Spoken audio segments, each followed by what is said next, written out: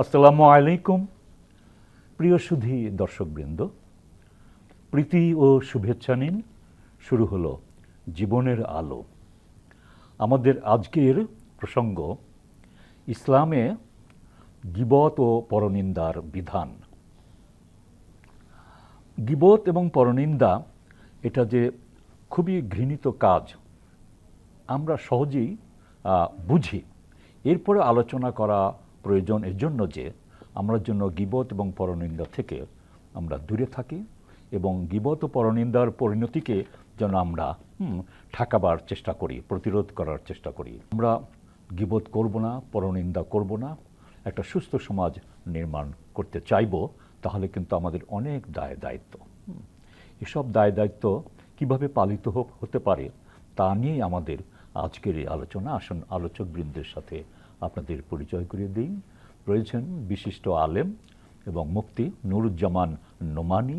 আসসালামু আলাইকুম রহমতুল্লাহি ওয়া বারাকাতুহু। এবং রয়েছেন মুফতি নুরউদ্দিন। আসসালামু আলাইকুম ওয়া রাহমাতুল্লাহি ওয়া বারাকাতুহু। নুরুজ্জামান নোমানীকে বলি যে এই গীবত এবং পরনিন্দা এত বেশি কেন হয় এবং এর প্রবণতা কেন বাড়ে, এই ব্যাপারে কোরআন ও হাদিস থেকে কি বলা যেতে পারে যাতে করে আমরা সচেতন হতে পারি? গীবা, আরবিতে আল গীবাতু শব্দটির বাংলা অর্থই হচ্ছে কুৎসা রটনা করা, পরনিন্দা করা, মানে অন্যের এমন কোনো সমালোচনা করা যেই সমালোচনায় সে নিজেকে লজ্জিত হয়, সে অপমানিত হয়, এটাকে বলা হয় গীবত। আমরা যেই সমাজের মধ্যে বসবাস করি এই সমাজের মধ্যে যেই কাজগুলো, যেই পাপগুলো মানুষ ইচ্ছায় বা অনিচ্ছায় সবচাইতে বেশি করে থাকে তার মধ্যে অন্যতম একটি পাপের কাজ হচ্ছে গীবত। কুরআনুল কারীমে আল্লাহ সুবহানাহু ওয়া তাআলা সূরা হুজুরাতের 12 নম্বর আয়াতে বলেন, ইয়া আইয়ুহাল্লাযীনা আমানু ইজতানিবু কাসীরাম মিনাজ-যন ইন্না বা'দাজ-যন্নি ইসম ওয়া লা তাজাসসাসু ওয়া লা ইয়াগতাব বা'দুকুম বা'দা। এই আয়াতের মাঝখানে আল্লাহ সুবহানাহু ওয়া তাআলা সবাইকে লক্ষ্য উদ্দেশ্য করে বলেছেন, ওয়ালা ইয়াগতাব বা'দুকুম বা'দা, তোমরা অবশ্যই একে অন্যের পরনিন্দা করবে না, গীবত করবে না। যদি করো তাহলে কি হবে? আয়াতের পরবর্তী অংশে আল্লাহ সুবহানাহু ওয়া তাআলা নিজেই সমাধান করে দিচ্ছেন, আয়ুহিব্বু আহাদুকুম আইয়াকুলা লাহমা আখিহি মাইতান ফাকারিহতুমু, তোমরা কেউ কি পছন্দ করো নিজের ভাইয়ের, আপন ভাইয়ের গোশত ভক্ষণ করতে? মৃত ভাইয়ের তো কেউ পছন্দ করবে না। আল্লাহ নিজেই বলে ফাকারিহতুমু, অবশ্যই এইটা কেউ পছন্দ করে না। এর মাধ্যমে আল্লাহ সুবহানাহু ওয়া তাআলা বুঝাইছেন কেউ যদি গীবত করে সে যেন গীবত করলো না, সে যেন তার আপন মৃত ভাইয়ের গোশত ভক্ষণ করলো। গীবতের অনেকগুলো সুরত আছে। আমি এই আয়াতের ব্যাখ্যায় চমৎকার একখানা হাদিস উদ্ধৃতি করতে পারি। সাহাবায়ে কেরামগণ একদিন রাসূল করিম সাল্লাল্লাহু আলাইহি ওয়াসাল্লামের কাছে বসা। যেহেতু রাসূল সাল্লাল্লাহু আলাইহি ওয়াসাল্লাম হচ্ছেন আমাদের সকলের জন্য মডেল, ফি রাসূলিল্লাহি উসওয়াতুন হাসানা, আল্লাহ রসুল আমাদের সবার জন্যে সর্বশ্রেষ্ঠ মডেল। মা আতাকুমুর রাসূলু ফাখুযুহু ওয়া মা নাহাকুম আনহু ফান্তাহু। আমরা কিভাবে রসুলকে অনুসরণ করব? যে আমার রসুল যা কিছু তোমাদেরকে দিয়েছেন তোমরা তা গ্রহণ করো, যা কিছু নিষেধ করেছেন তা তোমরা বর্জন করো। রসুল নিজের থেকে কোনো কিছুই আমাদেরকে দেন নাই, সব কিছু আল্লাহর কাছ থেকে।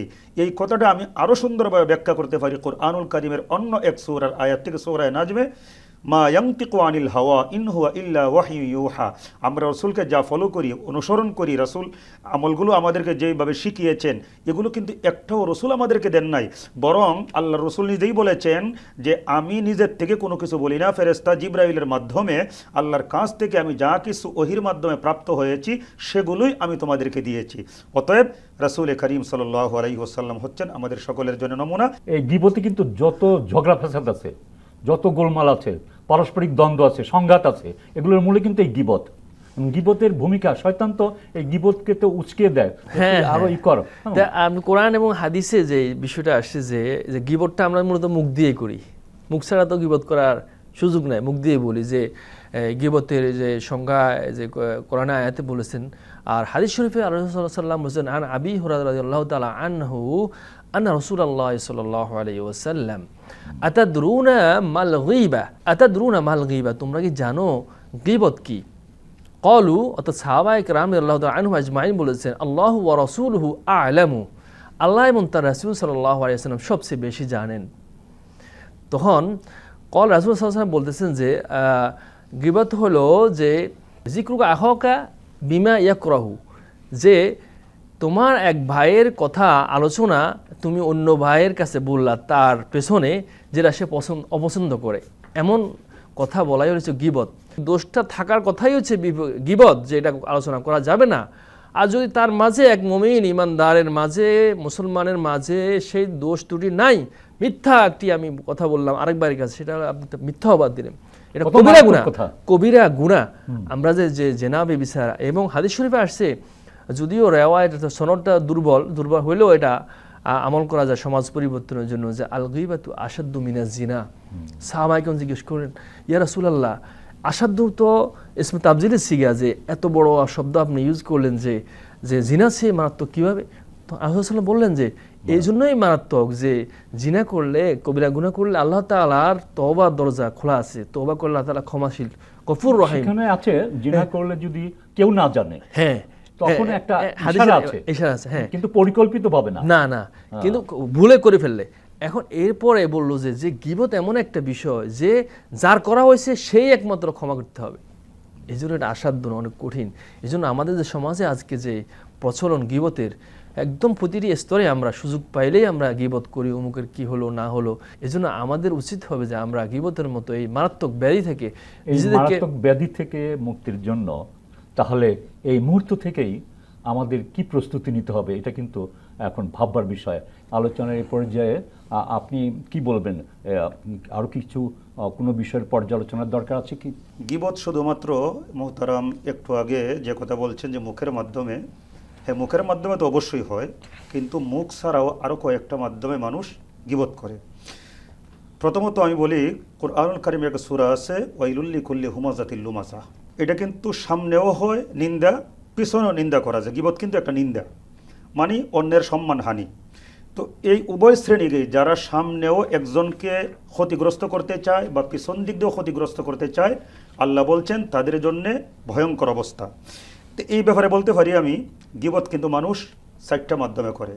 একটা হচ্ছে জিহবা, আরেকটা হচ্ছে অন্তরের দ্বারা, আরেকটা হচ্ছে লেখনির দ্বারা, আরেকটা হচ্ছে মানুষকে তাচ্ছিল্যের মাধ্যমে ইশারা ইঙ্গিতের দ্বারা। তো আমি যদি একটা একটা করে বলি, প্রথমে এই যে জিহবা, এই প্রসঙ্গে হাদিসের মধ্যে আসছে, ইন্নাল আবদা লা ইয়াতাকাল্লামু বিল কালিমাতি মিন সাখাতিল্লাহ লা ইউলকি লাহা বালান ইয়াহবি বিহা ফি জাহান্নাম। মানুষ যখন কথা বলে অবশ্যই হুঁশিয়ার হয়ে কথা বলতে হবে যে আমি কী বলতেছি, কারণ বান্দা কথা বলতে বলতে যদি সীমা লঙ্ঘন করে ফেলে, এমন কোনো কথা বলে ফেলে যেই কথার মাধ্যমে আল্লাহ অসন্তুষ্ট হয়, তাহলে আল্লাহ রসুল বলছেন তাকে আল্লাহ পাক জাহান্নামে দিবেন। এখন আমার কথা যদি হয় আমার ভাইয়ের বিরুদ্ধে সম্মানহানির জন্যে, অবশ্যই আমি জাহান্নামে যাব। এটা হচ্ছে আমার জবানের দ্বারা গীবত। আরেকটা হচ্ছে অন্তরের গীবত। এই প্রসঙ্গে এসেছে আল গীবাতু বিল কলবি হিয়া আং তাজুন্নু বিহিসু। অন্তরে কেউ যদি কারো প্রতি কুধারণা পোষণ করে, যেইটা সূরা হুজুরাতের 12 নম্বর আয়াতে আল্লাহ বলছেন ইজতানিবু কাসীরাম মিনাজ জন, তোমরা অনেকগুলা ধারণা থেকে বেঁচে থাকো, কেননা ইন্না বা'দাজ জন্নি ইসমুন, অনেকগুলা ধারণা গুনাহের কারণ। এই ধারণা কোন জায়গা থেকে হয়? অন্তর থেকে হয়। এখন আমি নিশ্চিত না আপনি ভালো না মন্দ, অথচ কোনো একজন বলল লোকটা ভালো না, আমিও অন্তরে ধারণা পোষণ করে রাখলাম যে লোকটা ভালো না। এটা কিন্তু অন্তরের গীবত। এই যে অন্তর দিয়ে আমি কুধারণা করলাম। কোরআনে কিন্তু বলা হয়েছে আল কোরআনে যে তোমরা কোনো ব্যক্তি বা বিষয় সম্পর্কে পুরোপুরিভাবে ওয়াকিফাল না হয়ে সেই ব্যক্তি বা বিষয়ের উপরে প্রতি তোমরা কোনো মন্তব্য করতে পারো না।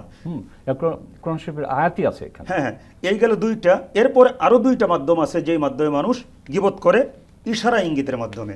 যেসব কর্মক্ষেত্রে আমরা কাজ করি এবং কর্ম সম্পাদন করি, এক্ষেত্রে দেখা যায় যে গীবতের প্রবণতা এত বেশি, কিন্তু এত বেশি কেন?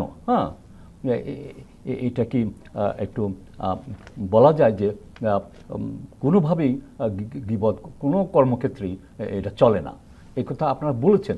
আর কি বলা যায়? সামাজিক একটা বিনোদনের পরিণত হয়েছে গীবত করাটা। এটা কেন এত প্রবণতা এত বেশি কেন হয়েছে এবং প্রচার কেন হয়েছে, তার অন্যতম কারণ হচ্ছে এটা যে নেগেটিভ যে বিষয়টি, এটা যে ভয়াবহতা, এর শাস্তি, সেটা আমাদের সমাজে অনেকে আমরা জানি না বা সেটা প্রচার নাই। যেমন হাদিস শরীফে আসছে লা ইয়াদখুলুল জান্নাতা নাম্মাম।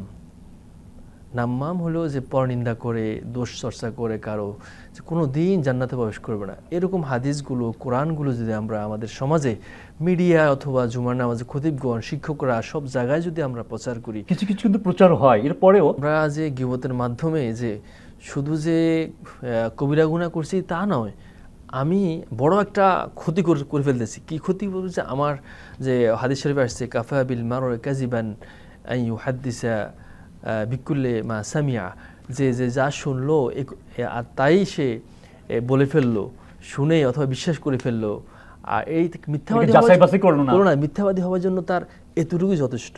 ইয়া আইয়ুহাল্লাযিনা আমানু ইন জাআকুম ফাসিকুম বিনাবাইন আন তুসিবু ফাতাবায়ানু আন তুসিবু কওমান বিজাহালাতিন ফাতুসবিহু আলা মা ফাআলতুম নাদিমিন। কত এই যে সূরা হুজুরাতের কথা আমি বললাম আগেই, যে এটা যদি আমরা স্টাডি করি, আমরা যদি এটার অনুবাদ পড়ি, এটা যদি আমরা তাফসির পড়ি, তাহলে আমাদের সমাজ পরিবর্তন হওয়ার জন্য যথেষ্ট। সূরা হুজুরাতই এটা শিক্ষা যে কেউ আমাকে, আমার অফিসে আমার বসকে কেউ বললো যে অমুক এই কথা কাজটা করছে, চুরি করছে, ধরেন চুরি করছে, আসলে কিন্তু সে লোকটা চুরি করে নাই, চুরি করে তার বিরুদ্ধে তার বসকে খেপানোর দ্বারা কি হলো, সে একটা হলো গীবত করলো, বহতান গীবতটা, এটা হলো মিথ্যা অপবাদ দিল। দ্বিতীয় হলো একটা সে কবিরা গুনার অধিকারী হলো। আরেকটা হলো একটা সৎ লোকের বিরুদ্ধে সে এটা বলে সৎ লোকটাকে দূরে সরিয়ে অফিসেরও ক্ষতি করলো, দেশ এবং জাতির সে বড় ক্ষতি করে ফেললো। এই জন্য আমাদেরকে গীবতের মতো এই মহামারী থেকে বাঁচতে হলে কোরআন সুন্নাহর যে বক্তব্যগুলো আছে সেগুলো আমাদেরকে ফুটিয়ে তুলতে হবে সর্ব জায়গায়, সর্বক্ষেত্রে যার যেখানে সুযোগ রয়েছে সেখানেই।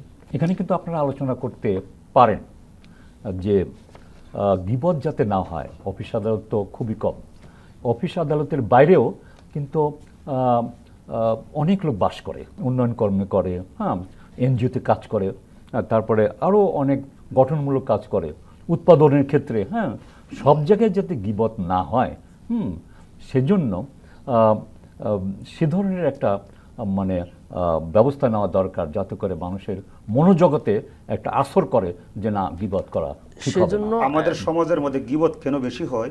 গীবত করতে করতে এমন অবস্থা হয়ে গেছে, ঘরের ভিতরে গীবত, অফিসের মধ্যে গীবত, সর্বত্র গীবত। গীবতের পরিণতির কোনো আমরা ছবি দেখতে পাচ্ছি না। গীবত থেকে আমরা বাঁচতে হবে। বাঁচার জন্য একটু আগে বলছিলাম, একটা অন্তরের মাধ্যমে, মুখের মাধ্যমে, আরেকটা হচ্ছে অশ্লীল অঙ্গভঙ্গির মাধ্যমে, আরেকটা হচ্ছে লেখনির মাধ্যমে। ফেসবুকে আমরা লেখি, দৈনিক পত্রিকার মধ্যে লেখি। এখানে কিন্তু একটা কথা উল্লেখযোগ্য, জি, গীবত সহজ কিন্তু জেনা ব্যভিচার কিন্তু কঠিন। গীবত সহজ বিধে মানুষ এই অনর্গল গীবত করতে পারে, কিন্তু গীবত 1 মিনিটে থেমে যেতে পারে যদি সেই ধরনের, যদি আপনি ওস্তাদ হিসাবে, ইমাম খতিব হিসাবে আপনি মুসল্লিদের সাথে চলাফেরা করেন, মুসল্লিদেরকে কি করেন, একে একে আপনার বাসায় কিছু খাওয়ান। হ্যাঁ, কারণ দেখা যায় যে আমরা যারা বড় বড় হুজুর, না আমাদের কি মুসল্লিরা খাওয়ায়, হ্যাঁ, কিন্তু আমরা কি কখনো মুসল্লিদের জন্য ভাবি?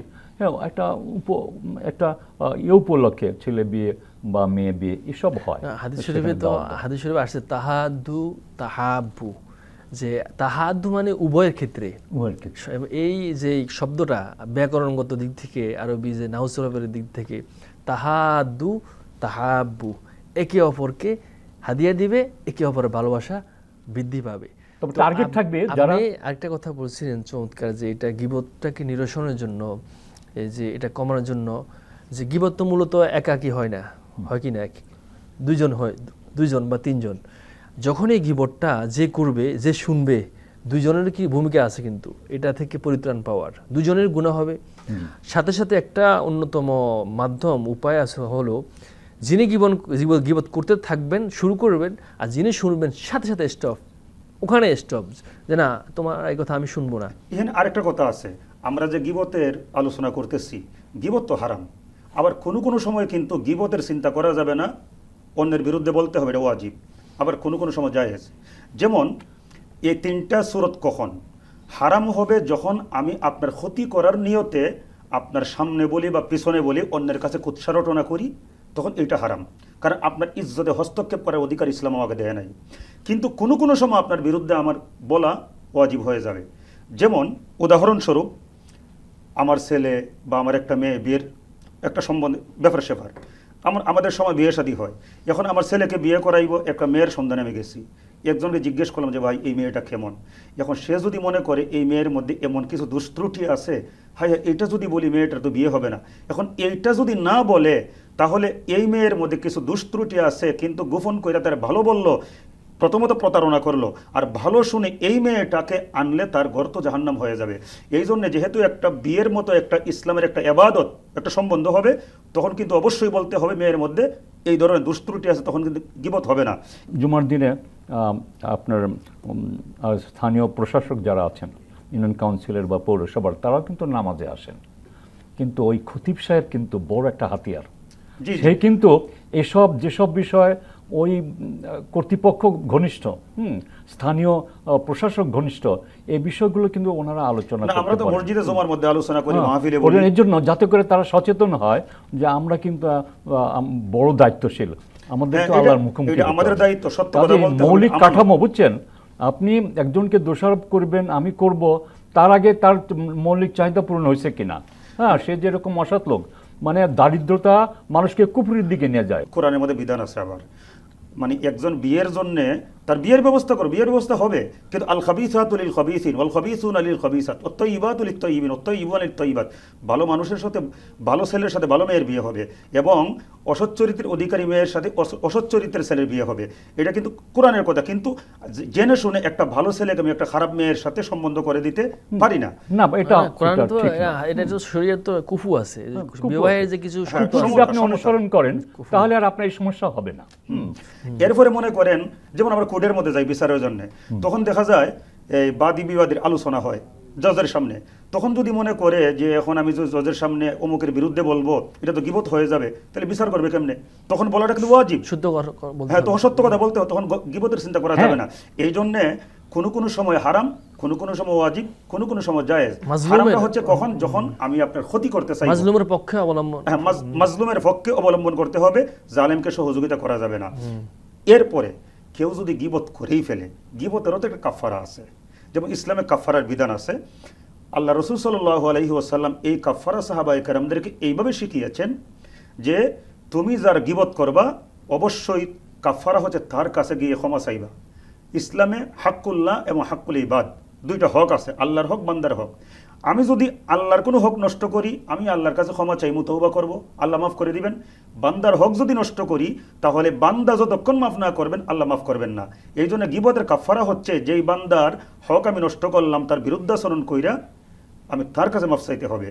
যদি এমন হয় তার কাছে মাফ চাইতে গেলে সমস্যা, আমি তার বিরুদ্ধে গীবত করছি, সে জানে না, এখন তো জেনে গেল, আরও হিতে বিপরীত হওয়ার সম্ভাবনা আছে।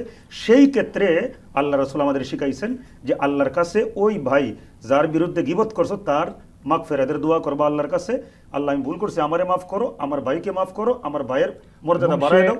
পরবর্তীতে আল্লাহর কাছে মাপ চাইয়া পরবর্তী এমনভাবে চলবে, তাতে রাস্তা দিয়ে যখন সে হেঁটে যাবে, সে এত ভালো মানুষ বলে পরিগণিত হবে সমাজে, হ্যাঁ, এবং মহল্লায়।